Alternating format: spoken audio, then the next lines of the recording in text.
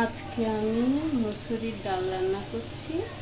পেঁয়াজ দিয়ে করবো, পেঁয়াজ দিয়ে ছক লাগাবো। সিদ্ধ করে নিয়ে হলুদ দিয়েছি, ছক লাগিয়ে দেবো। ঠিক আছে,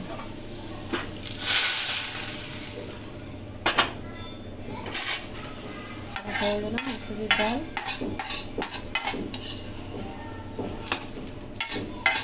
আর হচ্ছে মাছ ভাজবো।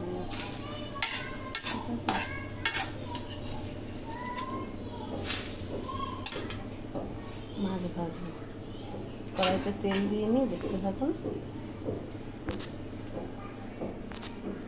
নানা রকমের মাছ আছে। এটা দেখুন ইলিশ মাছের মাথা। ঠিক আছে, এটা হচ্ছে ইলিশ মাছের মাথা। এটাও ইলিশ মাছের মাথা। এটা গোটা ছিল, এটা কাটা। এটা লেগ। রুই মাছের কি পোনা মাছের জানি না, অতটা চিনি না। এইটাও লেগ। এই দুটো পরে দেবো, একসাথে ধরবে না কড়াইতে। ঠিক আছে, দেখতে থাকুন। দেখুন ডালটা হয়ে গেছে, কত সুন্দর।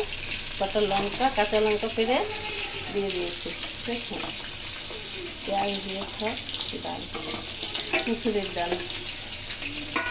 আর ওই যে ভাজা করেছি মাছগুলো, ইলিশ মাছ, লেগ আর সুন্দর করে কড়া করে ভেজেছি।